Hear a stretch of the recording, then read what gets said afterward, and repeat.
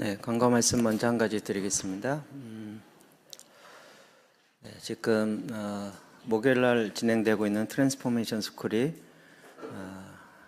지금 2단계 보혈기도인데 3단계가 4월 29일 날부터 시작합니다. 그래서 우리가 보통 한 달 전에 광고하고 모집을 하는데 내일 오후 3시부터 인터넷 등록으로 신청을 받을 것입니다. 그래서 딱 이것도 선착순으로 70명이기 때문에 여러분이 미리 신청하셔야 될 것 같습니다. 이번에 3단계 기도재단 스쿨입니다. 기존에 작년에 저희가 했던 그동안 해왔던 거는 저희가 이번에 커리큘럼 전체를 다 바꾸면서 좀 다른 형태로 진행을 하고 있습니다. 저희가 작년 연말에 한번 이제 새롭게 좀 진행했는데 그 중에서도 이제 2가지 강의는 바꾸고 해서 이제 아예 처음부터 할 수 있도록 좀 자세하고 또 세세하게 이렇게 또 실습 중심으로 또 지금 하고 있는 게 다 실천적인 것 중심이죠. 성경 읽기 스쿨, 보혈기도 스쿨, 기도재단 스쿨. 기도재단은 실제로 우리가 새벽에 계속 하고 있고 또 우리 여러분 개인의 삶 속에서 그걸 진행하고 있는 그걸 근거로, 그리고 이제 4단계는 제사장 기도 스쿨, 이렇게 해서 4개의 단계가 진행되고 있습니다. 이번 주 내일이죠. 내일 스쿨 끝나고 오후 3시부터 신청을 하시면 저희가 70명이 되면 또 마감할 것이고, 그리고 이제 인원을 잘 모아서 진행할 것입니다. 네. 주변 사람들에게 좀 알려주시되 여러분이 기도하시면서 정말 꼭 필요한 사람이 할 수 있도록, 너무 이렇게 뭐랄까 교만하게 아무나 하면 안 된다, 이런 의도와 이런 목적은 아니고요. 근데 반대로 그냥 호기심과 궁금함 때문에 하려고 하시는 분도 있거든요. 그래서 그냥 알아보려는 자세이기 때문에 굳이 할 생각은 없이 그냥 뭔가 알아보자, 이런 정도예요. 근데 저희가 지금 계속 스쿨이 인원이 넘치기 때문에 70명 마감하고 나면 나중에 정말 해야 될 사람이 못하는 경우가 있어서 좀 안타까워서 그렇습니다. 그러니까 여러분이 그냥 무조건 해봐 이러지 마시고 정말 잘 준비되고, 그리고 억지로 하지 않도록, 제발 엄마들이요, 자녀들 억지로 시키지 마시고 정말 이렇게 준비되어서 함께 할 수 있는, 그리고 우리 DNA 배운 것처럼 투쓰리 시스템 배운 것처럼 함께 만들어갈 수 있는 그런 공동체의 구성원들을 만들어가는 그런 도구로 잘 사용하시길 바랍니다. 네, 오늘부터는 저희가 뉴자이온, 시온에 대한 이야기를 하도록 할 것입니다.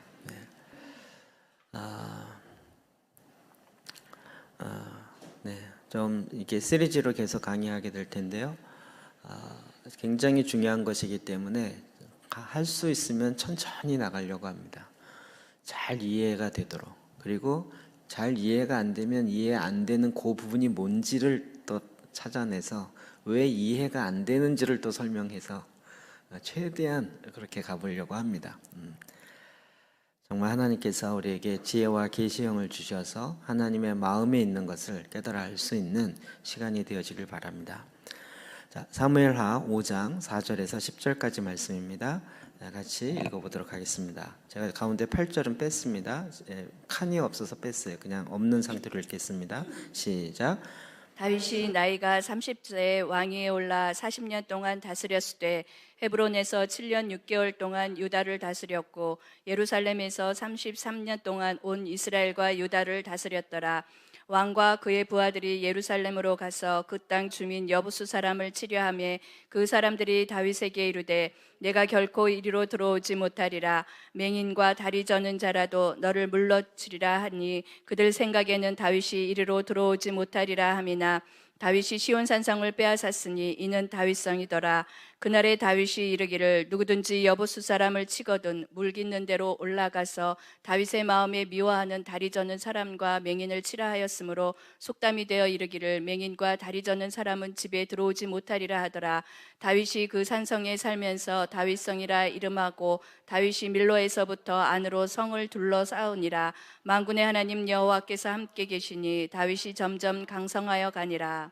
아멘. 네. 우리가 지금 흔히 이제 뉴자이언에 대한 이야기를 참 많이 합니다. 네.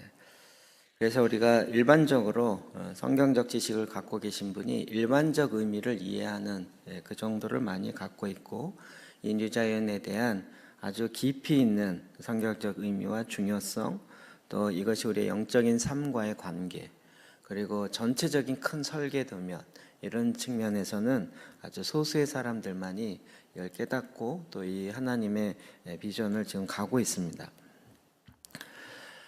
그럴 때 우리가 알아야 할 것은 하나님께서 이 시온을 통해서 하기 원하셨던 하나님의 바람이 무엇인가를 알아야 돼요.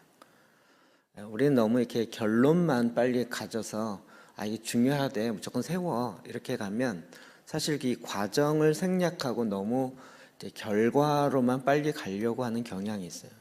그래서 이제 그러면 주변 사람들이 묻죠. 그게 뭔데? 그러면 설명을 못 해요. 우리가 이 소망에 대해서 묻는 자가 있으면 대답할 것을 충분히 준비해야 되는데 준비하지 않고 그냥 그냥 중요해 빨리 해 이런 식으로 넘어가는 경향이 있다는 거죠. 그거 성경적인 자세가 아니죠. 왜 이것이 중요한지 우리가 말씀을 통해서 풀어낼 수 있어야 돼요. 그리고 그것을 다른 사람에게 설명해 줄 수 있어야 돼요. 그래서 나만 깨달았다. 그런데 내가 말하려고 하는데 이 입에서 떨어지지 않는다. 이것도 영적인 측면에서 굉장히 중요한 과제가 남아 있는 거예요. 그렇죠? 그래서 이 시간에는 이것이 중요하다라는 것뿐만 아니라 여러분이 이미 어느 정도 이 내용을 알고 계신 분도 있기 때문에 그런 분들은 이것을 가지고 어떻게 다른 사람들을 설명해 줄 수 있을까? 또 하나님의 이 계시와 하나님의 목적, 하나님의 바램 이런 것들이 어떻게 내가 잘 설명해 줄 수 있을까? 이런 부분들을 우리가 좀 차근차근 배워갈 수 있는 또 그렇게 더 풀어줄 수 있는 시간이 되어지길 바랍니다. 이 일을 위해서 우리 좀 제일 먼저는 역사적인 시온, 이 시온에 대한 개념을 조금 더 이해해 볼 필요가 있습니다. 이 시온에 있어서 우리가 마지막 결론의 그림이 한 장 있는데 그것은 요한계시록 21장 2절에 나타납니다. 같이 한번 읽어볼까요? 시작. 또 내가 보매 거룩한 성 새 예루살렘이 하나님께로부터 하늘에서 내려오니 그 준비한 것이 신부가 남편을 위하여 단장한 것 같더라. 아멘. 거룩한 성 새 예루살렘. 자, 새 예루살렘이 내려온다. 그러니까 하늘의 거룩한 성 새 예루살렘이 무엇일까? 이제 어떤 의미에서 시온과 예루살렘은 같은 의미로 쓰이기도 합니다. 그리고 강조점에 따라서 약간의 차이점을 갖고 오는 경우도 있어요. 근데 일반적으로는 같은 의미로 많이 쓰이죠. 그렇죠? 같은 장소예요.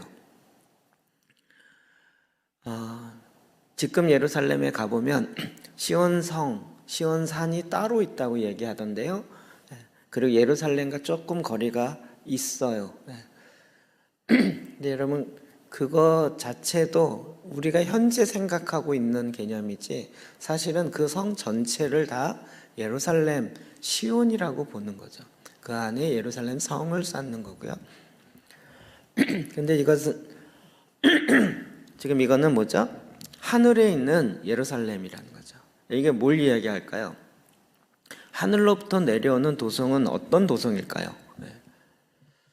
근데 그거에 대한 설명이 있는데 하나님께로부터 하늘에서 내려오는데 그 내려오는 그 예루살렘 도성의 모습이 그 준비한 것이 신부가 남편을 위해 단장한 것 같대요. 성이 단장을 했어요. 그럼 우리는 이걸 가지고 또 머릿속에 그림을 그리죠. 막 중세 이렇게 성이 있는데 성벽 있고 거기에 단장을 어떻게 휘장을 이렇게 둘렀나 뭐 이러면서 이런 그림을 그리죠. 근데 지금 요한계시록의 마지막 완성이죠. 이게 뭘까요? 하늘에 있는 하나님의 도성이죠. 자, 우리가 에베소서 2장 22절에 그리스도의 신부된 우리들이 연합하여서 함께 어떻게 해줘요? 지어져 가느니라. 주의 성전이 되어서 함께 지어져 간다는 거죠. 그러니까 지금 예수 그리스도를 머리로 한 몸인 교회, 이건 하나다. 이 얘기는 뭐죠? 몸은 하나잖아요. 한 몸 안에 지체가 있다. 이런 거죠. 이것을 잘못 해석한 게 WCC죠. 우리 눈에 보여지는 세 개의 교회들은 다 하나의 교단, 하나의 교파여야 된다. 이거를 잘못 해석한 거죠. 뭐죠?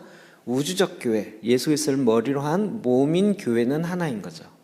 그렇잖아요. 우리 머리의 몸은 하나지 몸이 두 개일 수는 없는 거죠. 근데 이 하나를 잘못 해석해서 마치 모든 교단이 똑같아야 되고 예수 믿는 사람 똑같아야 된다.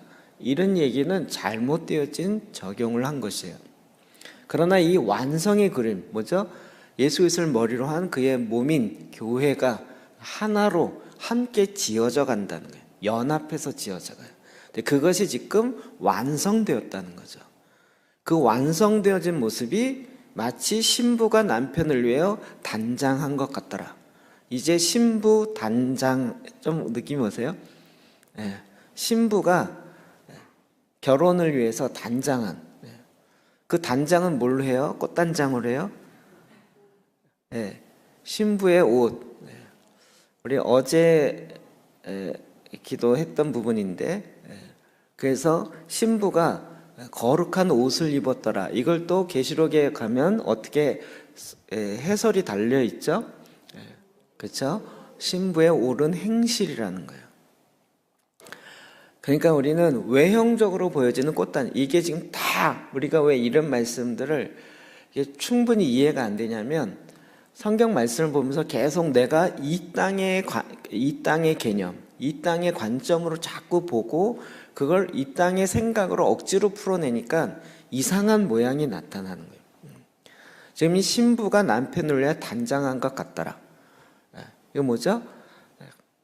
우리가 단장은 어떻게 해요? 눈에 보여지는 화장으로 단장하고 옷으로 단장하는 것은 이 땅의 개념이고, 지금 이 단장은 뭐죠? 옳은 행실이라는 거예요. 그러면 또 옳은 행실, 그러면 착한 일, 이렇게 또 이해하면 이게 또 안 풀려지는 거죠. 그럼 혹시 가나의 혼인잔치라는 영화 보셨나요? 그래서 이제 갈릴리 지방에서 일어나는 결혼식을 영화로 만들어서 그것을 누가 유튜브에 올려갖고 저희가 봤었잖아요. 개인적으로. 거기 보면 그 결혼식에서, 그렇죠? 이제 결혼을 하기로 약혼하고 신랑은 아버지 집에 가서 있을 집을 마련하고 언제 올지 모르는 점. 그동안 신부는 뭐 하죠? 신부로서 결혼할 준비를 하기 시작하면서 옷도 사고, 그리고 이제 자기 두 친구들과 함께 계속 기다리며 준비해야 되죠. 그때 어떻게 해요? 이미 결혼한, 정혼한 상태라는 거죠. 이게 지금 마지막 때 성도들의 모습 같이 일치한다는 걸 이해되죠. 그러니까 신부로서 준비되어진다는 얘기는 신부로서의 수업이 돼야 된다.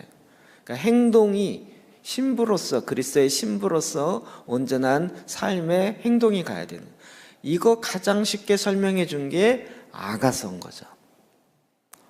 그럼 이게 설명이 더 어려워지죠, 자꾸 이렇게 되면. 그러니까 드레스만 입는다고 다 준비된 게 아니라 신부로서 신랑을 사랑하는, 그래서 이제는 신랑과 함께 가요. 그런데 어렸을 때는 그것을 모르니까 내가 자는데 왜 문을 열어달라 그러냐, 귀찮다. 그랬더니 그냥 신랑이 가버렸어요. 아가서 있는 내용입니다. 제 얘기가 아니고. 그래서 아차, 뭐죠? 임재가 사라졌다는 거죠. 그래서 다시 찾고 찾아 나서죠. 그리고 신랑이 어디로 초청을 해요? 모략의 산으로 초청을 하는 거죠. 죽음의 삶. 근데 이제 그 사랑이, 주님을 향한 사랑이 죽음을 뛰어넘는다는 거예요. 그러니까 나는 이게 또 순교해야 되는가 보다 이렇게 얘기하지 마시고, 우리의 사랑이 죽음이 이 사랑을 막지 못하고 끊지 못하고 그 사랑으로 정말 주님을 향한 그 뜨거운 마음으로 가장 우선시 여기는, 여러분 그게 신부잖아요. 신부는 오직 신랑을 위해서 그의 마음을 준비하고 그 사랑의 마음이 준비돼야 되는 거죠. 이렇게 준비해서 단장, 그러니까 단장은 어떻게 해요? 우리의 마음의 단장이 제일 중요한 거죠. 되셨나요? 이거 하나만 갖고도 설명이 너무 자, 그러면서 이제 그런데 그 예루살렘이 뭐라고 얘기하고 있어요? 거룩한 성 새 예루살렘이다라는 거예요. 이 거룩한, 여러분 이 성은 마지막 예수님이 재림하시기 전에 그때만 있을까요? 그때만 있을까요? 그때만 완성될까요? 오늘날 현재적으로는 이게 전혀 이루어지지 않을까요? 요게 이제 안 풀려지는 거예요. 우리는 자꾸 예수님이 오셔서 재림하실 때 그때 이 모든 것이 이루어진다. 그러니까 지금은 뭐예요? 별로 준비할 게 없다라고 생각하는 거죠. 이 계시가 제대로 풀어지려면 오늘날 하늘에 존재하는 이 새 예루살렘이 이미 우리 안에, 예루살렘의 삼중적 의미 이해되시죠? 우리 안에 주님이 거하실 거처를 우리가 짓고 있는 중이시죠? 내 마음의 성전을 짓고 있는 중이시죠? 그런 면에서 짓고 있는데 지금 거의 다 졌어요. 그러면 어떻게 될까요? 주님의 거처로 현재적으로 나타나겠죠? 현재적으로 나타날까요? 안 나타날까요? 그게 바로 지금 오늘 우리 현재적으로 일하는 것이에요. 제가 지난주 강의였던 것 같아요. 하나님의 나라가 나타나는 새 양상, 구약의, 신약의, 그리고 또 하나 뭐였죠? 미래. 근데 미래에 나타나는 건 뭐였죠? 우리의 눈에 보이도록 나타나는 것을 이야기한다, 이렇게 말씀드렸죠. 이게 잘 해석해야 될 부분입니다. 그러니까 지금 이런 내용들이 다 지금 이렇게 붙어 있는 거예요. 그럼 이 예루살렘, 시온은 완성이라는 부분을 갖고 있지만 그 완성이 지금 우리 안에 현재적으로 점차 계속 이루어지고 있고 점차 이루어진 사람들에 의해서 연결되어지고 나타나고 있다는 거죠. 이것에 대한 가장 쉬운 샘플이 뭐냐? 그게 바로 구약이라는 거예요. 그래서 구약에 있는 사건을 보는 우리의 관점도 그냥 역사적 관점, 지리적 관점, 그냥 그런 일이 있었다라고 이야기하는 관점만 갖고 있으면 이게 안 풀려지는 거겠죠. 그냥 그 구약에 있었던 모든 사건들은 다 우리에게 본보기가 된다는 거죠. 그래서 이 시온과 관련된 다윗이 시온을 차지하게 되어지는 이 모든 과정은 뭐의 본보기예요? 내가 내 안에 시온이 세워지고 그 현재적으로 나타나는 뉴자이언이 세워지는 그 과정이 이 다윗의 여정을 통하여 우리에게 설계도면같이 보여진다는 것입니다. 여기에 연결고리 이제 좀 이해되세요? 제가 내용도 자꾸 설명하고 빠져있는 연결고리에 이 고리를 자꾸 지금 설명하고 있는 것입니다. 자, 그래서 우리는 다윗이 어떻게 이 시온을 세우고 어떻게 만들었는가 하는 그 본문을 집중적으로 살펴봐야 된다는 거죠. 이게 이제 역사적 시온, 우리의 구약의 눈에 나타났던 모형, 본보기로서 나타났다라는 것이에요. 자, 이 세워지기까지 다윗에게는 그 전에 준비되어지는 과정이 있어요. 네. 그럼 다윗이 어린아이 목동이었을 때 골리앗을 무너뜨릴 때 그때 세워지는 게 아니고요. 네. 다윗이 3번의 기름 부으심이 있다 그랬죠. 골리앗과 싸우기 전. 네. 사무엘상 17장이 골리앗과 싸우는 것이고 바로 그 앞장 16장에 사무엘 선지자에 의해서 기름 부음을 받죠. 그리고 이제 골리앗과 싸워요. 그리고 이제 사울 왕에 의해서 사위가 되지만 결국은 쫓겨나서 광야에 도망다니는 신세가 되죠. 그럼 이게 약 13년, 보통 17세라고 보고 있는데 13년 정도 광야의 생활을 하게 되는 거예요. 그리고 이제 30세가 됩니다. 4절에 보면 다윗이 나이가 30세에 왕위에 올라 40년 동안 다스려요.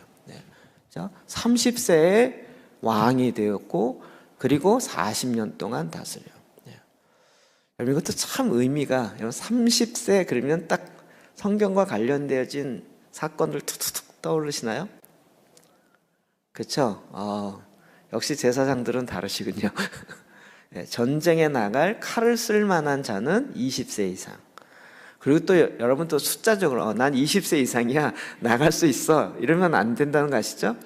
칼도 못 쓰는데 나이만 20세 됐다고 나는 성인 됐어 이런 개념이 아니라는 거 아시죠? 또 30세 이상 뭐죠? 제사장. 예수님이 사역을 몇 세부터 시작하였어요? 30세부터. 이건 갖고 있는 의미. 그러니까 다윗은 굉장히 이런 부분에서 상징성을 갖고 있다는 거예요. 30세에 왕위에 올랐어요. 왕이 되었어요. 왕이 되어짐, 통치함. 자, 여기에서 우리는 또 잠깐 설명을 위해서 곁길로 나갑니다. 속사람 이야기로 다시 조금 돌아가면 내 마음에 구원의 은혜를 받아서 말씀이 육신이 되어지는, 그래서 수정체가 되어지는, 그건 구원의 은혜죠. 그것이 이제 내 안에서 잉태되어 자라서 그리고 출산하게 되어질 때, 출산하고 나서는 뭐가 되는 거예요? 그리스도의 형상이 나타나기 시작하는 거죠. 구원의 은혜가 임하는 것과 그리스도의 형상이 나타나는 것과는 다른 차원이다, 이렇게 이야기를 했습니다. 이해되시나요? 이해가 반밖에 안 되시는 것 같아요. 이해 안 되시는 분은 보혈기도 스쿨을 들으십시오. 그러면서 딱 이렇게 출생하면, 그러면 그냥 됐냐? 그냥 됐냐? 여러분, 태어나고 나면 그냥 모든 게 자동으로 되던가요? 태어나면 그냥 말이 촥 되고, 태어나면 모든 게 그냥 쫙 깨달아지고 이러던가요? 그렇지 않죠. 제가 미리 이거 또 가로에 또 가로를 치는 건데, 저희 이 습관이 안 좋은 건데 그래도 설명을 드려야 될 거니까. 우리가 지금 사순절 지나고 종려주일을 지나고 있어요. 그래서 이제 이번 주일 부활절이 다가와요. 부활절이 딱 되고 나면 내 안에 옛사람이 딱 죽고 생명의 부활이 딱 자라서 갑자기 모든 게 쫙 열려질까요? 아니라는 거 아시죠? 이거 모르시는 분이 꽤 많더라고요. 작년에 제가 너무 충격을 받아서 얘기를 아주 강조 못해서 그런지 모르겠지만 이제는 마음에 각오를 하고 있어서 여러분도 각오를 하시라고.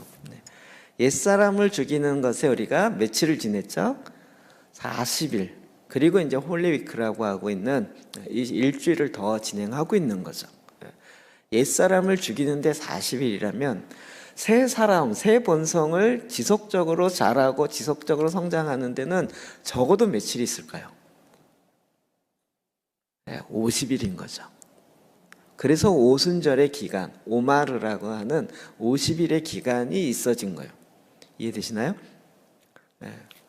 우리는 부활하면 자 부활이다 해서 부활절 하루만 쫙 해서 부활, 예수님 부활하셨네라고 끝하고 그냥 그 다음은 다시 옛날로 돌아가는데, 그러면 40일 동안 준비한 게 말짱 도루묵이라고 얘기하는, 이렇게 되는. 그래서 어떻게 해요? 다시 부활하신 예수 그리스도의 생명 가운데 온전히 들어가 그 줄기 가운데 붙어서 그 부활의 생명을 끊임없이 받아들이는 그 작업을 위해서 또다시 50일의 금식과 함께 드디어 생명을 받을 수 있는 준비를 40일 했잖아요. 그래서 하루만 띡 받고 끝나는 게 아니라 50일 내에 계속 받아요. 이 안에 승천이 있고 이 안에 성령 강림이 있고 이렇게 되는 거죠. 되셨죠? 많은 분들이 이번 40일 금식 끝나면 뭐 먹어야지 그러면서 지금 계속 꺾고 있는데 여러분 50일이 다시 시작됩니다. 미리 충격받지 않도록 말씀드립니다. 이렇게 우리에겐 두 가지 축이 있다라는 거예요. 옛사람을 죽이는 것과 이게 죽으면 생명이 뽕 튀어나와서 짠 되냐? 이게 옛날식 패러다임입니다. 이제 새 본성이 주님께 붙어 있어서 그 뿌리로부터는 원액을 받아 계속 근데 여기에서 계속 우리의 상처와 병원 시나리오라고 이야기하는 그 부분이 끊임없이 우리 안에 자라나가야 되는 거죠. 네, 죄송합니다. 그러니까 지금 다윗이 여러분 골리앗을 무너뜨렸다. 그래서 짠 되느냐? 그렇지 않다는 거예요. 자, 광야에 들어가고 정말 오해받았지만 끊임없이 이게 뭘까요? 하나님의 형상으로 그리스도의 형상으로 온전히 하나님의 방식으로 닦여지고 이런 과정들을 겪은 거죠. 성경의 인물 중에서 이런 과정을 겪지 않은 사람이 누가 있냐고요. 모세, 바울, 그렇죠? 요셉 다 이런 과정들을 겪은 거죠. 왜요? 그의 옛사람에 어그러지고 깨지고 잘못되어진 것들이 이제 하나님의 사람으로 준비되어진 과정들이 있다는 거죠. 여러분, 그래서 우리의 고난의 의미가 풀어지는 거죠. 다윗은 이것이 광야에서 적어도 13년의 기간이 있었다는. 그래서 이제 30세 왕이 돼요. 왕, 여러분 기름 부으심은 직책과 관련되어 있다 그랬죠. 왕, 선지자, 제사장, 그렇죠? 그러니까 여러분 이 준비가 되어야 된다는 거예요. 그래서 유다 지파인 자기 지파의 첫 번째 왕이 되죠. 그게 5절. 헤브론에서 유다 지파는 그 예루살렘으로부터 아래쪽, 유다 광야 남쪽이죠. 아래쪽. 그래서 거기 헤브론까지 이렇게 가는 거예요. 아브라함의 무덤이 있는 헤브론. 7년 6개월 동안 유다를 다스렸고 7년 6개월 동안 다스렸어요. 이것도 굉장히 중요한 거예요. 저는 이게 너무 시스테미컬한 이 머리 구조가 있어가지고 저는 이렇게 해석이 돼요. 여러분 그냥 나라를 다스리는 것이 아니라 기본적으로 자기 도시를 다스릴 줄 알아야 그 다음에 나라까지 가지 않겠냐는 거죠. 도시도 엄청난 연합으로 이루어지고 있는데 나라는 더한 거죠. 그러니까 이걸 못하면 이 더 큰 건 더 못하는 거죠. 그러니까 어찌 보면 그동안 다윗이 광야에서 그의 성품과 이런 하나님 앞에 긍휼히 여기는 마음과 여러 가지 이런 것이 훈련되어 있다면 이제는 헤브론에서 유다 지파의 왕으로서 그 다스림의 훈련을 또 받고 있는 거죠. 7년 6개월 동안. 여러분 우리가 출생하고 나서 돌파라는 것을 우리 여리고성에 많이 비유했습니다. 여호수아가 정복했던 그럴 때 어떻게 해요? 영에 임하였던 하나님의 생명, 말씀이 육신이 되어 임했던 그 씨앗이 그 장벽을 깨트리고 혼에 전달되어지는 과정이다. 이렇게 이야기를 했어요. 그랬을 때 뭐가 일어나요? 의자의 주인이 바뀌어진다는 거죠. 검은 의자, 즉 사단이 앉아 있었고 거짓된 이론이 앉아 있었는데 그것이 어떻게 해요? 이제 왕이신 예수 그리스도가 다스리는, 통치하는. 그래서 결론적으로 뭐예요? 주인이 바뀌어야 되는. 그럼 주인이 바뀌지 않는데 내가 시온을 세우겠다. 그러면 그 시온은 무슨 시온이 될까요? 내 시온이 되겠죠. 뉴 시온이 아니라 나의 시온이 되겠죠. 네. 주님이 허락하지 않으시겠죠. 내 보좌에 내 마음의 좌소라고 얘기하는 내 마음의 중심의 주인이 바로 왕이신 주님이 왕으로 거하셔야 되는 거죠. 그렇게 이제 헤브론에 7년 6개월 동안 유다를 다스렸고 예루살렘에서 33년 동안 온 이스라엘과 유다를 다스렸더라. 북이스라엘과 남유다, 나중에 그렇게 되지만 다 같이 유다 지파가 갖고 있는 아주 독특한 특성이 있습니다. 그래서 이제 다스리는 첫 번째 과업으로 나타나는 게 6절이에요. 6절이 되게 길죠. 왕과 그의 부하들이 예루살렘으로 가서 그 땅 주민 여부스 사람을 치려하며, 아주 사무엘한데 바로 왕이 되자마자 첫 번째로 한 게 바로 여부스 사람이 차지하고 있는 그 땅 주민을 친다는. 그랬더니 여부스 사람 그 성에 있는 사람들이 뭐라고 얘기했냐면 다윗에게 이르되 내가 결코 이리로 들어오지 못하리라. 맹인과 다리 저는 자라도 너를 물리치리라 하니 그들 생각에는 다윗이 이리로 들어오지 못하리라 함이라. 여러분, 그 성을 여부스족이 여호수아 시대 이전부터 장악하고 있었고, 여호수아 때부터 다윗까지 계산하면 건 1000년 이상, 그 전부터 계산하면 1000년 이상, 즉 한 번도 정복 당해 본 적이 없는 여부스 성이라는 거예요. 이것이 바로 시온 산성이었던, 시온 산성, 그 성 이름이. 근데 다윗이 그 시온 산성을 빼앗았다는 거예요. 그리고 이는 다윗성이라, 여부스 족속이 정말 차지하고 있었던, 이것이 갖고 있는 영적 의미가 또 뭐냐? 그럼 이거는 마치 이스라엘 백성이 하나님께서 아브라함에게 언약의 땅, 가나안 땅을 주고, 그리고 이제 그 언약을 아브라함과 맺으시고 다시 애굽에서 430년 동안 있다가 큰 나라를 이루어서 이제 그 가나안 땅에 다시 돌아와서 그 땅을 차지하는 이것의 연장선상인 거죠. 이해되시나요? 이걸 분리시키시면 안 돼요. 그래서 1세대로 나왔던, 출애굽했던 이스라엘 백성들은 1세대는 광야에서 다 죽었죠. 오직 여호수아와 갈렙만 그 가나안 땅 들어갔어요. 그 가나안 땅 안에 여리고성만 있는 것이 아니라 저 북쪽에서 남쪽까지 그 땅을 다 12지파에게 나눠주면서 다 각자의 땅을 차지하라고 한 거죠.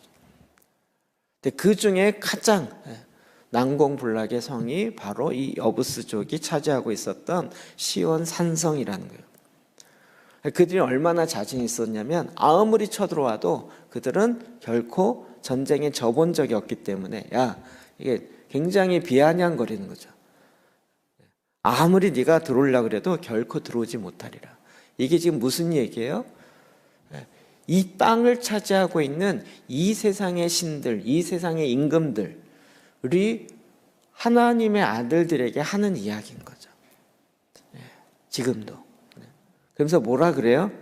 거기 8절에 빠졌지만 우리 성에 눈먼 자와 다리 저는 자라 할지라도 너를 이길 것이다 라고 비아냥거려요.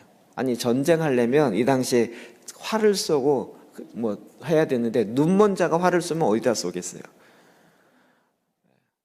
그리고 막 그 성 위에서 돌 던지고 그랬는데 다리 저는 자가 어떻게 돌을 하겠냐고요. 근데 이런 사람, 여부스족에 있는 이런 사람이라도 너를 이길 수 있다는 거예요. 이렇게 비아냥 거예요. 이게 지금 세상이 예수 하나님의 자녀들을 향해서 비아냥거리는 것과 똑같은 이야기예요.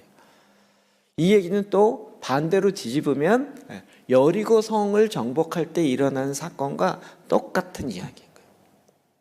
근데 이것을 뒤집으면 뭐냐면 우리에게 있어서 하나님의 언약 백성으로 가는 우리에게 있어서 이 난공불락의 성이라고 보여지는 골리앗과 같고, 그리고 가나안의 여리고 성과 같은 이런 그 안에 일어나는 일들은 마치 눈먼 자와 같고 절름발이와 같은 정도의 수준밖에 안 된다는 거예요.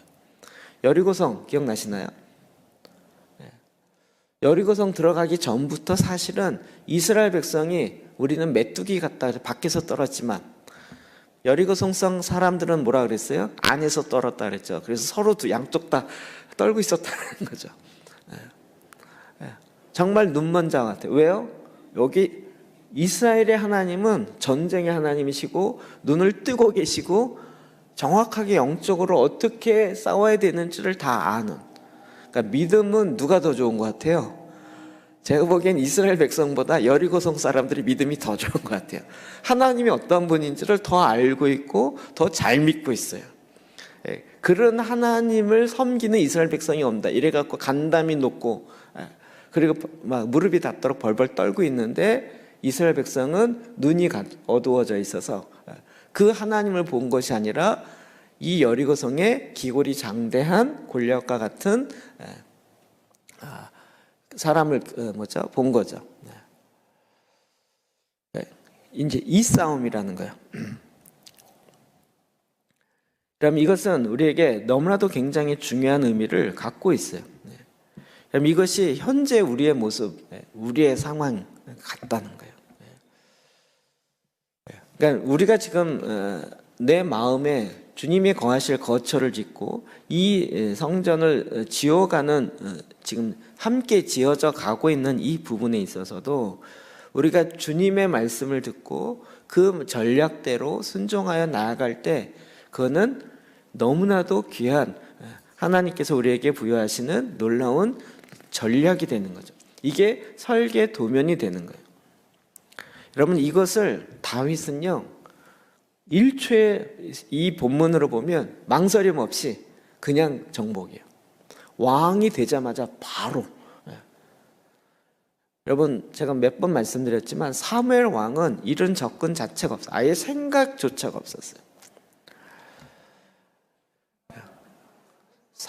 사무엘 왕이래. 사울 왕. 좀 머리랑 입이랑 따로 놀아 이게. 머리는 분명히 사울 왕이라고 생각하고 있었는데 입이.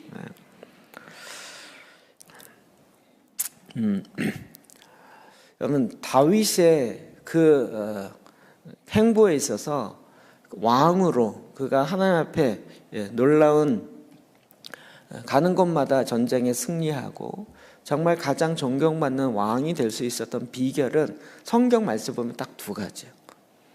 왕이 되자마자 했던 두 가지 뭘까요? 하나는 이 시온 산성을 차지한 것, 또 하나는 언약궤를 갖고 오는 것. 이것은 사실은 하나예요. 왜죠? 하나님과의 언약이 회복돼야 돼요. 근데 그 언약궤를 갖고 오면 어디다 놓냐 이거죠. 어디다 놓냐. 그것을 놓을 수 있는 장소를 했는데 사실은 나중에 보겠지만 이 장소는 하나님께서 알려주신 것이에요. 그것이 어디예요? 시온산이었어요. 다윗이 찾아보다가 여기가 좋겠다 이거보다도 하나님께서 나의 언약궤가 둘 장소를 미리 얘기하시고 미리 그 설계도면을 알려주시는 거죠. 그럼 이건 오늘날 우리에게도 너무나도 중요한 거예요. 우리가 하나님이 거하시는 거처를 짓는다. 이 짓는다 얘기는 제가 청년 때 한창 막 혈기 완성할 때 그때 이제 우리의 신앙의 어르신들은 하여튼 교회 짓는 거에 도사였어요. 교회를 짓자 이거예요. 그런데 교회만 짓지, 그러니까 하드웨어는 짓는데 소프트웨어는 잘 못 만드는 거예요. 그때 제가 막 이거 고민하면서 별로 오래전 얘기는 것도 아닌 것 같은데 제 느낌은 지금 얘기하면 하도 옛날 얘기하는 것 같아요. 그때 한참 얘기했던 거 그런 거거든요. 왜 에어컨은 본당에만 있고 다음 세대 중고등부실에는 에어컨이 없냐 뭐 이런 얘기 했었거든요. 그런 거 기억나시나요? 에어컨이 워낙 비싸서 뭐 에어컨이 있는 교회도 흔치는 않았죠. 그래서 이제 어쩌다 정말 큰맘 먹고 에어컨 놓으면 본당부터 놓는 거죠. 그리고 이제 다른 데는 이제 선풍기 놓고 돌아가고 이런. 그때 그 시절 기억나시나요? 그래서 건물은 짓는데 근데 소프트웨어는 없는 거예요. 이게 컴퓨터를 비교하면 컴퓨터의 정말 사양은 너무 좋은 거예요. CPU는 그 당시 286, 386, 뭐 486에서 이제 펜티엄급으로 넘어가고 막 CPU는 쌩쌩 돌아가고 그 다음에 왜 그 하드도 막 이제 옛날 플로피 디스크 넣었다 뺐다 이래가면서 초기에 부팅하고 이랬던 것이 이젠 딱 달려서 키기만 하면 자동 부팅이 되어지고 그것만 해도 와 그랬거든요. 요즘은 부팅이 몇 초 안에 안 되면 막 컴퓨터 부시고 싶은 마음이 들 정도로 제가 어제 그제 컴퓨터 부팅이 안 돼갖고 부팅되는데 4분 걸렸어요. 새벽에. 얼마나 속이 타든지. 또 이 얘기가 또 곁길로 가려고 그래. 하드웨어와 소프트웨어. 그러니까 지금 소프트웨어는 뭐예요? 언약이 회복되는 거예요. 하드웨어는 뭐예요? 그 언약궤가 둘 수 있는 장소. 그게 눈에 보여지는 게 시온이었고 우리의 영적인 의미에서는 우리의 마음의 성전이 정결케 되어지고 깨끗하게 되어서 깨끗하게 되고 나면 뭐예요? 나 깨끗하게 됐다 이렇게 끝나는 거예요? 깨끗한 곳에 뭐가 들어와야 돼요? 언약에 예수 그리스도의 생명이 들어와야 되는 이게 이제 부활의 절기 50일이 진행된다는 거죠. 네. 그러니까 다윗은 이 두 마음이 같이 이 두 사건은 결론적으로 하나라는 거죠. 언약 안으로 들어가야 언약의 효력이 발생하는 거죠. 언약은 제가 결혼과 많이 비교합니다. 여러분 결혼을 해야 이게 같이 공유가 되고 함께 가는 거죠. 언약적 관계가 아닌데 나도 그런 유익을 나도 얻게 해줘 이런 거면 곤란하다는 이해되시죠? 주님과의 언약적 관계. 그러니까 다윗은 이 두 가지가 얼마나 중요한지를 너무나도 이미 깨달았고 알고 있었던 거예요. 그가 그냥 통치의 수단으로 수도를 옮기자, 천도하자. 그래서 저 헤브론은 저 북쪽까지 다스리기가 너무 힘든 남쪽이니까 자 중앙 지점에 하자 이런 개념이 아니라 하나님께서 더 중요한 하나님의 계시 가운데 풀어놓았던 그렇게 했던 얘기는 다윗에게만 이것이 중요할까요?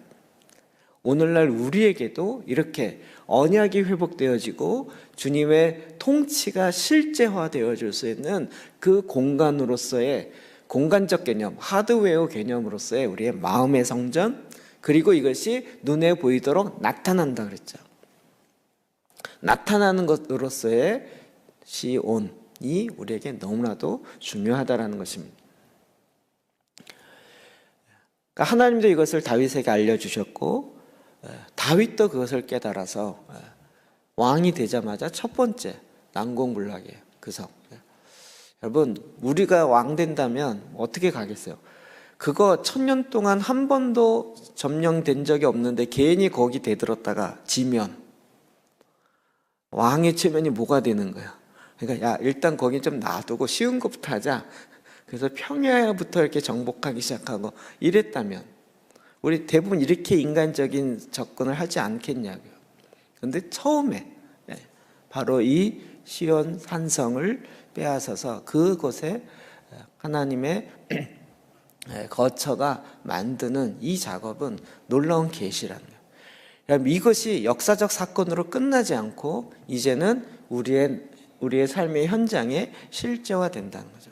자, 이 시온 산성 다윗의 이거는요 다윗의 생각이기보다 하나님의 계획이었다는 거예요. 우리가 오늘 7절에 다윗이 시온 산성을 빼앗았으니 이는 다윗성이더라. 네. 주님께서 우리에게 계속 우리로 하여금 하나님의 계획이 이 땅에 이루어지게 하는 거예요. 자, 여기서 또 한번 가로치고 나가면 우리는 이 땅에 하나님의 나라를 위해서 기도하잖아요. 그러면 하나님의 나라, 먼저 그의 나라와 그의 의를 위해서 기도하고 하나님의 나라가 이 땅에 나라가 임하시오며 기도하고 실제 나라가 임하도록 하죠. 그러면 하나님의 나라가 어떻게 임할까요? 하나님의 나라가 임하게 할 수 있는 그 계획은, 그 실제는 뭘까요? 그랬을 때 우리는 또 인간의 생각으로 하나님의 나라? 어떻게 해야지? 그러면 또 이제 자기가 계획으로 하나님의 나라를 내 방법으로 임하게 하려고 하는 오류를 범한다는. 철저하게 어떻게 해요? 하나님이 갖고 계신 하나님의 방식으로 하나님의 나라가 임하도록 우리가 가야 돼요. 그러려면 어떻게 해요? 하나님이 갖고 계신 설계 도면이 뭔지를 보고 그 설계 도면대로 우리가 이 땅에서 살아가야 되는 거죠. 설계 도면 난 본 적이 없는데요. 그것이 구약의 그림으로 다 나와 있다고요. 그런데 여러분, 제가 이 얘기 몇 번 한 것 같아요. 설계 도면 보세요. 설계 도면 보면서 이게 그림이 그려지는 사람이 있고 딱 보면서 이게 뭐야? 웬 줄이 이렇게 많아? 뭔 줄이야? 그래서 설계도면이 우리는 보통 그 조감도라 해서 한 장짜리 이렇게 보잖아요. 입체로 그리면서 칼라 되는 거예요. 근데 실제 설계도면 그렇지 않고 채굴이 이렇게 두꺼워요. 네.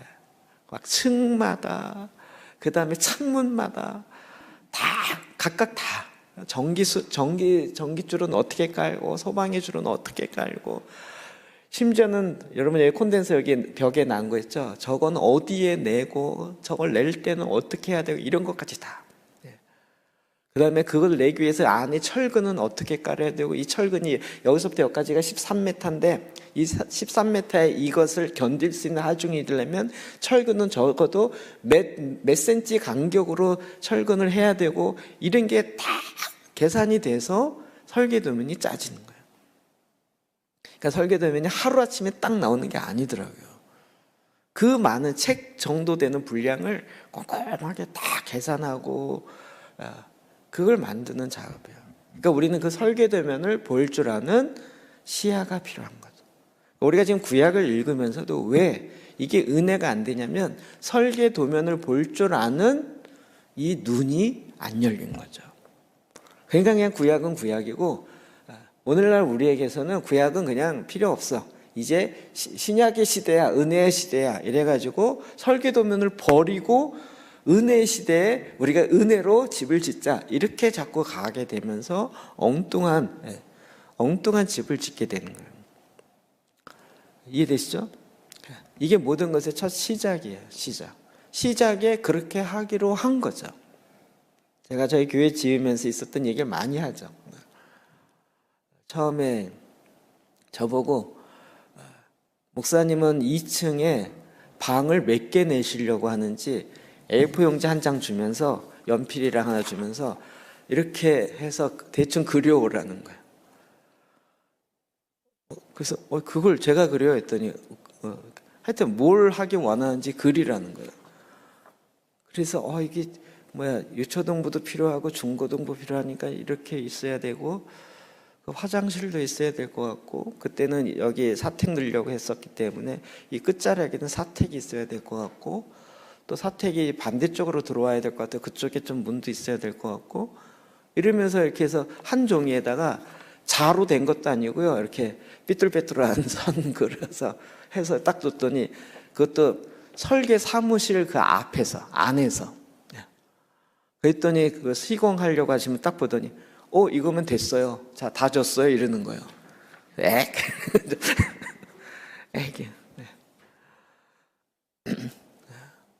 그걸 근거로 해서 이제 방은 어떻게 내고 복도는 어떻게 하고 복도에 칸막이는 어떻게 할 것이고, 이제 그게 근거니까 뭐냐면 자리가 딱 잡히는 거죠.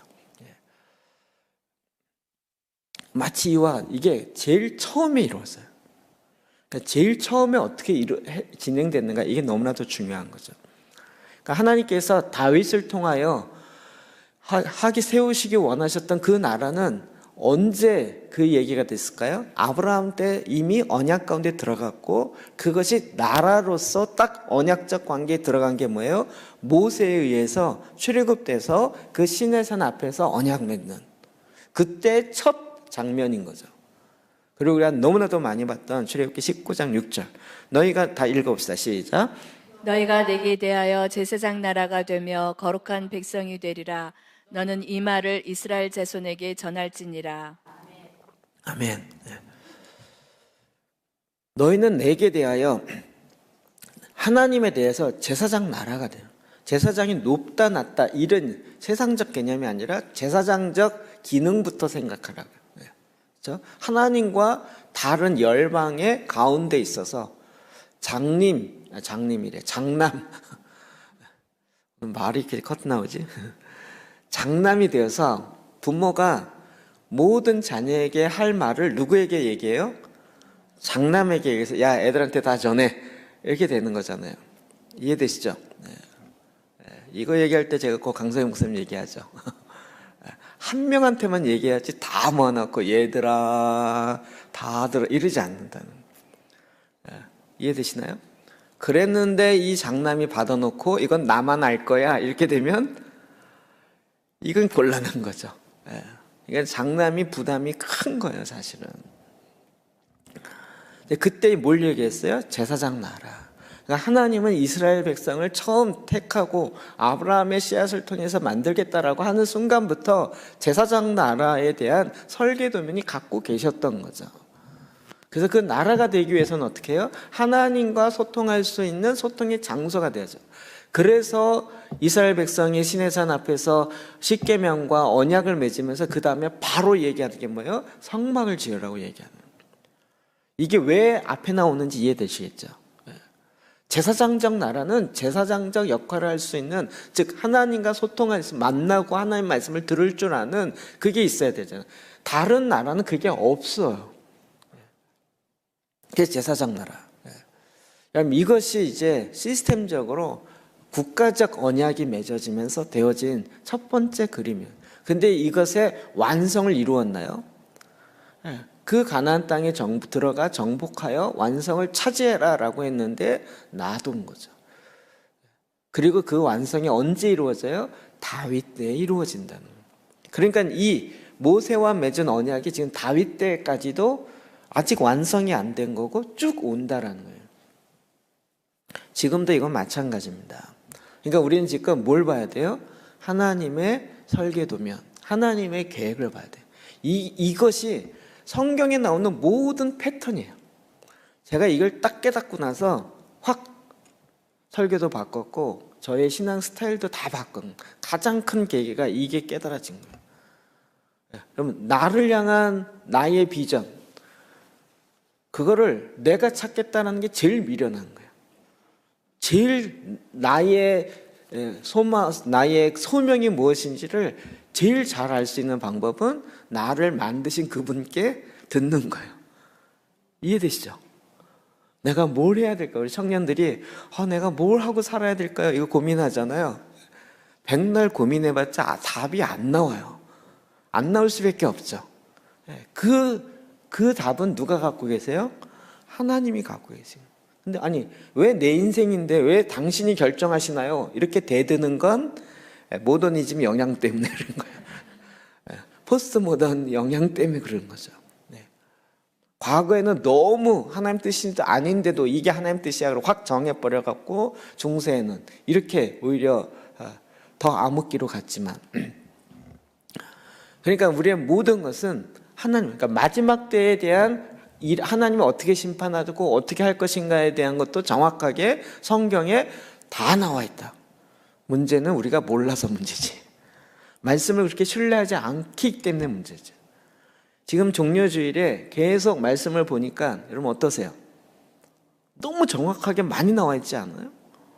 막 읽은 것 같아요. 또 읽었어요. 그랬더니 아까는 마태복음이었고 지금 마가복음이에요. 세 개의 복음서마다 계속 얘기하고 있고, 이런 것들은 정확하게 하나님이 계획을 갖고 계신다. 그러니까 이 계획을 내가 세우려는 생각만 포기하고 하나님의 계획을 빨리 우리가 말씀을 통해서 깨닫자. 나를 향한 계획도 마찬가지고 이 땅을 향한 계획도 마찬가지고. 그래서 하나님의 설계도면을 딱 빨리 봐야 우리는 시간을 절약하는 것이고, 거꾸로 하나님의 계획을 이 땅에 이룰 수 있는 거죠. 다윗이 그 친밀함 가운데, 예배하는 가운데 하나님의 마음에 있는 게 뭔 줄 알고 내가 그것을 행하겠다라는 갈망과 열망을 가지고 시작했다는 거죠. 이렇게 될 때 이 세상은 어떻게 반응하는가? 엄청나게 저항하는 거죠. 왜요? 설계도면을 본 사람을 제일 두려워하는 거예요. 설계도면을 본 사람은, 저희 교회를 지을 때 우리 현장 소장이 있었거든요. 제 아는 집사님이 맡으셨는데 이분이 설계도면을 딱 갖고 있어요. 그러면 공사하는 사람이 와서 묻죠. 저한테 제가 이제 짓는 주인이라는 걸 아니까 이건 어떻게 해요? 그러면 근데 제가 그 말 뜻을 못 알아듣겠어요. 막 공사 용어 쓰고 건축 전문 용어 쓰면서 막 얘기하니까 못 알아듣겠어요. 그럼 저는 어떻게 해요? 현장 소장에게 가보세요. 그러면 그분이 딱 들으면 그거 이제 설계도면을 보면서요. 그거요. 이렇게 하세요라고 딱 지시해요. 그러면 그대로 되는 거예요. 이 상태가 되는 거예요. 이해되시죠? 그렇기 때문에 이 설계도면을 갖고 있는 사람, 이 설계도면을 제대로 볼 줄 아는 사람이 현장에, 제가 몇 번 이야기죠. 저희 기초를요 엄청 강하게 쳤어요. 레미콘차가 건 30대 부었어요. 기초에. 그러니까 레미콘차가 와가지고 이 조그만 시골에 뭘 이렇게 기초를 붓냐 그래갖고 맨날 물어보는 거예요. 저보고 아저씨 여기 뭐 져요? 그래요. 뭐 져요? 처음에는 교회 져요 했더니 교회가 왜 이렇게 져요? 교회를 왜 이렇게 져요? 그게 하도 들어갖고 저도 그 다음부터 뭐라 그랬다고요? 공장 져요? 그랬더니 이러고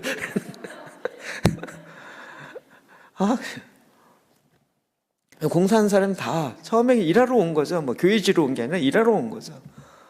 그러면서 뭘 짓는데 이렇게 져요? 그래서 교회 져요 그랬더니 아니 공사하는 사람 다 그래요. 교회를 왜 이렇게 져요? 의미를 모르니까. 근데 설계도면을 아는 사람들은 왜 이렇게 짓는지를 아는 거죠. 그러니까 공사하는 사람을 뭐라 그러는 게 아니고요. 그 사람들은 설계도면대로 지시하는 대로 움직여지는지 알기 때문에 그 사람들은 그래도 놔둬요. 제일 타겟은 누구겠어요? 이 설계도면을 아는 사람. 사무엘하 5장 6절입니다. 자, 같이 한번 읽어볼까요? 시작. 왕과 그의 부하들이 예루살렘으로 가서 그 땅 주민 여부수 사람을 치려하며 그 사람들이 다윗에게 이르되 내가 결코 이리로 들어오지 못하리라. 맹인과 다리 저는 자라도 너를 물리치리라 하니 그들 생각에는 다윗이 이리로 들어오지 못하리라 함이냐. 아멘. 지금도 이 얘기를 한다는 거예요. 지금도 할 수 없다. 그리고 제가 이걸 오히려 믿는 사람들 또 목사님들에게 이 이야기를 해도 그게 가능하겠어. 저는 트랜스포메이션 이야기를 굉장히 오래전부터 듣고 있었어요. 그리고 신학생들이 얘기했는데 목사님 그게 간사님이죠 그때는 그게 가능하겠어요. 그냥 이론이죠. 이러고 간 거예요. 계속 끊임없는 저항, 반대에 부닥쳐요. 여러분 이걸 우리가 예상을 하셔야 돼요. 제가 이걸 예상을 못하고 막 해갖고 상처를 주로 안 믿는 사람한테 받는 게 아니라 주로 믿는 사람에게 받아요. 그래도 막 동조해주고 막 함께 해주지 못하도록 격려라도 해줄 줄 알았는데 말려요. 그게 되겠어. 그게 뭔 얘기야? 그것 뭐 말도 안 되는 얘기 아니야? 그거 뭐 엉뚱한 거 아니야? 이러면서 우리 거꾸로 말려요. 그럼 이런 저항이 부닥치는 거죠. 예루살렘 성전이 짓고 난 다음에 다시 무너지고 그리고 느헤미야 이때 나타나는 것 그게 뭐죠? 산발랏이 우리가 성을 건축한다는 걸 듣고 크게 분노하여 유다 사람을 비웃습니다. 우리가 지금 이 시온 산성과 내 마음의 성전을 짓는다는 얘기를 듣고 크게 분노하는 녀석들이 있단 말이에요. 그걸 빨리 성경이 우리에게 알려주는 거예요. 이런 놈들이 나올 거라고. 여러분 그때 예상 못했다가 막 크게 분노해요. 왜 이런 거 짓냐라고 이런 거 앞에 상처받았어요 막 이러면서 이거는 지금 설계도면을 안 본 거죠. 근데 설계도면을 보고 있으면요 요대로 와서 반응해요. 막 화내면서 조롱하면서 이런 일이 딱 일어나요. 그러면 속으로 뭐래요? 예상하던 대로 나타났군. 그럼 뭐가 확인되는 거예요? 내가 잘 가고 있군. 이게 확인되는 장면이라는 거예요. 이해되시죠? 여러분 지금 이 뉴자연도 마찬가지입니다. 그럼 우리가 이것을 가지고 여러분이 우와, 제가 이거 깨닫고 얼마나 놀라웠는지 몰라요. 그래서 막 친구 목사님들에게 얘기하는데 멍한 거예요. 이게 뭔 얘기야? 이렇게 되는. 쉽지가 않나. 여러분도 제발, 야, 이거를 내가 빨리 다른 사람들에게 만방에 알려야지. 저항만 만방으로 받습니다. 그렇게 하도록 되어 있지가 않아요. 우리는 또 너무나도 빨리빨리 알리려고 하는데 그렇지 않아요. 먼저 나부터 준비돼야 돼요. 나부터. 자, 이게 이제 예루살렘 옛날에 그림 중에 하나인데 지금 이렇게 이 그림이 잘못됐어요. 이렇게 밑이 성의 아래로 쭉 돼 있지 않고요. 위로 돼 있어요. 위로. 이게 많이 깎여갖고 전쟁을 하도 많이 해갖고요. 제가 이 손가락 이렇게 돼 있는 것 같다 그랬죠. 이 위쪽 북쪽에서 보면 이렇게 돼 있는 손가락. 그래서 이 성의 마지막 그래서 3면이 다 낭떠러지고 낭떠러지 위에 성이 있는 거예요. 그러니까 이 전쟁하면서 성벽 무너지고 또 깎이고 깎이고 해서 지금 이 밑쪽이 이렇게 지금 다윗성이 있는 그쪽이 깎인 거죠. 이거는 지금 솔로몬 성전이 없을 때 그림을 상상으로 그린 거죠. 지금 N이라고 쓴 그쪽에 예루살렘 성전이 세워지는 거예요. 처음에는 거기가 뭐였어요? 타작마당이었어요. 그냥 넓은 공터였단 말이에요. 그 위쪽에 오르난의 타작마당. 오르난이 뭐예요? 여부스족이라는 거예요. 그리고 이 양쪽에 골짜기가 있죠. 이 센트럴 밸리라고 하는 게 이게 중앙 골짜기라고 하는데 이쪽을 통과하는 게 이제 중앙 골짜기가 있고 하나 더 넘어가면 흰놈의 골짜기가 있고 그 앞쪽에 이제 기드론 밸리라고 기드론 골짜기 무덤 많은데 이렇게 있는 거죠. 그래서 이렇게 돼 있어요. 이렇게 이해되시죠? 그러니까 이건 이 북쪽으로 들어오지 않으면 결코 쳐들어갈 수 없어요. 성벽을 주로 북쪽만 막으면 돼요. 이 남쪽과 동쪽 서쪽은 낭떠러지 위에 딱 성으로 쌓여 있어가지고요. 진짜 난공불락인 거예요. 올라갈 수 있는 길조차도 없고 올라가면 진짜 절름발이라도 돌 이렇게 던지면 그냥 되는 수준의 엄청난 도시였어요. 지금의 이 모습인데 이게 새벽에 찍은 건데요. 이 성 위에 저렇게 성벽으로 이건 현대 모습이죠.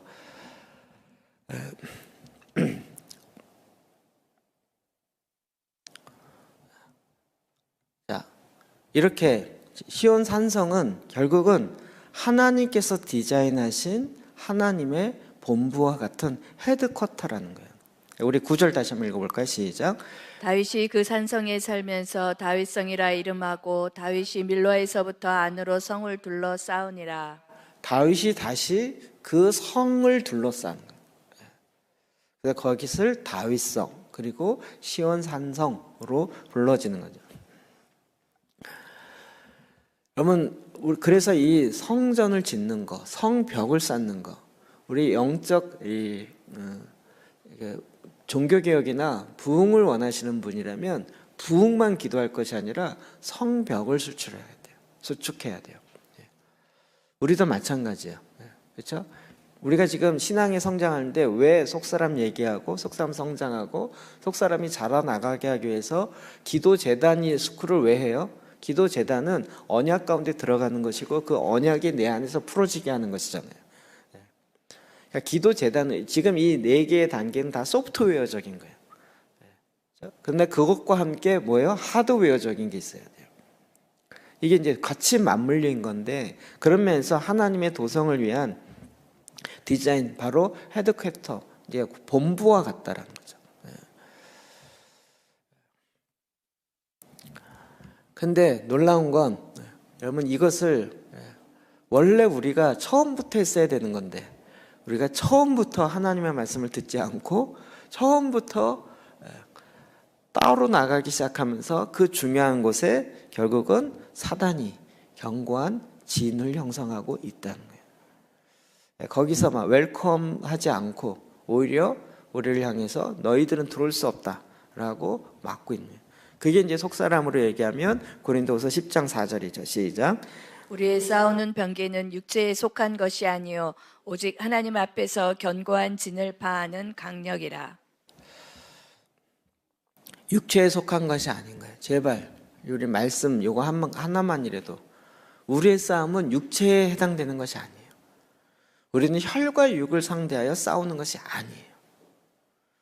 싸움의 대상만이라도 제대로 이해하면 우리는 그나마 좀 나아요. 제일 안타까운 게 아군끼리 싸우는 거예요. 아군끼리. 우리의 싸움은 남편과의 싸움이 아니고, 우리의 싸움은 시어머니와의 싸움이 아니고, 애들과의 싸움이 아니라고요. 오직 하나님 앞에서 견고한 진, 사단이 차지하고 있는 견고한 요새, 우리의 원수인 사단과의 싸움이라는 거예요. 그 뒤에는 눈에 보이지 아니하는 악한 영들과의 싸움이라는 거예요. 그것을 싸울 수 있는 방법도 하나님께서 무조건 싸우는 게 아니라 거기에 하나님의 방법이 있는데, 순서가 있는데, 그 중에 하나가 바로 이 시온 산성을 미리 회복해야 되는 거예요. 이건 마치 전략을 짜는 것 같아요. 우리 6.25 전쟁할 때 그냥 북한 밀고 들어가자 이러면 되는 게 아니라 이 싸움의 전략이 필요한 거죠. 그러기 위해서는 어떻게 해야 돼요? 다시 부산에서부터 밀고 올라가서 이렇게 되는 것이 아니라 이 싸움의 승패를 한 방에 끝낼 수 있도록 인천 상륙 작전을 하는, 인천에다가 어떻게 해요? 거기에 헤드쿼터에 본부를 차리려고 하는 거예요. 상륙. 그런데 거기다 이제 인천 상륙작을 차지 못하도록 큰 그 포를 미리 많이 갖다 놓은 거죠. 이런 전쟁이 일어난다는 거예요. 그래서 우리가 여리고성을, 요단강을 건너자마자 첫 번째로 만나는 게 여리고성인 거예요. 그게 견고한 진의 모습으로 나타나는 거예요. 근데 다윗은 골리앗부터 시작해서 이와 같은 싸움을 여러 번 싸워본 사람인 거예요. 이 훈련을 했던 거죠. 이것을 육으로 싸우려니까 난공불락이라고 생각하고, 육으로 싸워서 이기려니까 내가 힘을 더 가져야 되고 이 세상의 권세를 더 가져야 된다라고 생각한 거죠. 근데 우리는 예수 그리스도의 십자가로 싸우는 거죠. 옛사람의 형태로 싸우는 것이 아니라 새 사람으로, 예수 그리스도의 방법으로 이것을 행하는 거예요. 그럴 때 우리는 시온 산성을 세우라는 첫 번째 명령 앞에 우리가 이 첫 번째 과정을 지키는 거예요. 10절입니다. 시작. 만군의 하나님 여호와께서 함께 계시니 다윗이 점점 강성하여 가니라. 아멘. 만군의 여호와께서 함께 계시니, 그 하나님의 언약궤가 있고 언약궤가 있는 시온 산성, 거처가 이루어지니까, 딱 여러분 그 성막 지을 때 하나님 뭐라 하셨죠? 성막은 하나님의 디자인이에요. 하나님이 지으라고 그랬고, 모세는 신약에 보면 하늘에 있는 것을 보고 지었어요. 그렇죠? 하늘에 있는 것의 모형이죠. 하늘에 있는 게 모형이 아니라 하늘에 있는 것이 실제이고 그것의 모형으로 성막을 지은 거죠. 그리고 하나님 뭐라고 하셨어요? 내가 너와 거기서 만났는데 짓는 건 누가 져요? 네가 져라, 이거죠. 그러니까 여러분 기도할 때 주님 성막을 지어 주십시오. 그건 네가 하는 거야. 물론 우리가 설계 도면을 알고 그 짓는 것에 도움이 필요하기 때문에 도와주십시오 이럴 수 있지만, 내가 지을 생각 없이 내 손으로 주님 성막을 지어주세요, 이 곤란한 거예요. 우리가 분명히 내가 해야 될 역할이 있는 거예요. 다윗이 시온 산성을 차지하고 거기에 시온 산성에 딱 언약궤가 회복되어질 때, 거기서 하나님의 말씀이 풀어지고 전쟁에 필요한 전략이 풀어지고 그 땅을 차지하는 이런 모든 것들이 거기서부터 풀어지기 시작하는 거예요. 그래서 그는 점점 강성해진 거죠. 굉장히 중요한 전략적 접근이죠. 그래서 우리가 이 뉴자연을 세우는 것, 이 뉴자연이 한 곳만 세우지냐, 그렇지 않는 거예요.